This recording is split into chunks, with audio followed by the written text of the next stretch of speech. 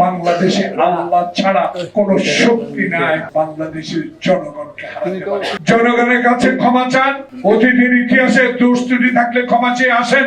ষড়যন্ত্র এখনো শেষ হয়, এখনো দিল্লিতে বসে আছে যেই দিল্লি স্বাধীনতার সহায়তার নামে হাজার হাজার কোটি টাকার সম্পদ বাংলাদেশ থেকে লুট করে নিয়েছে। সেদিন প্রতিবাদ করার কারণে আমাদের নেতা জলিলকে পর্যন্ত জেলে যেতে হয়েছে। তোমার অধীনে নির্বাচন, তোমার বাপের অধীনে তো নির্বাচন সুষ্ঠু হয়, হেলিকপ্টারে করে আনেন নাই ভোটের বাক্স। তাই আওয়ামী লীগের আবারও দিল্লির প্ররোচনায় বাংলাদেশের কিছু লোক যদি আবার আওয়ামী লীগের সাথে আঘাত করে এই প্রফেসর ইউনূস সরকারের একটি নির্বাচনকে বানচাল করার চেষ্টা করেন, জনগণ প্রতিহত করবে।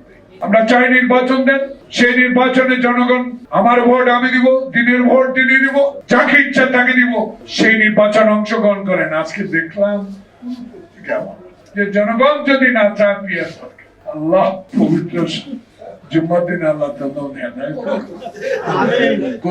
দয়া করে আস্তে আস্তে রাজনৈতিক কৌশল পরিবর্তন করেন, জনগণের কাছে ক্ষমা চান, অতীতের ইতিহাসে দুষ্ত্রুটি থাকলে ক্ষমা চেয়ে আসেন।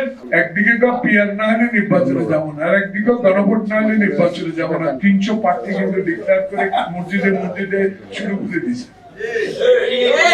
ঘরে ঘরে শুরু করে দিছে, বেহেশতে নিয়ে যাবো যদি দাঁড়িপাল্লারে ভোট দেবো। এটা আমার কথা না, জনগণের।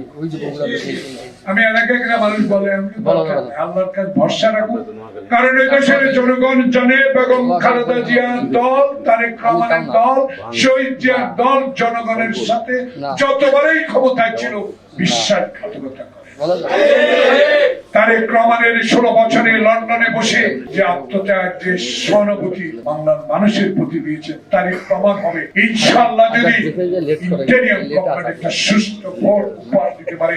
বাংলাদেশে আল্লাহ ছাড়া কোন শক্তি নাই বাংলাদেশের জনগণকে হারাতে পারে, কারণ বাংলাদেশের জনগণের দল হলো জাতীয়তাবাদী দল।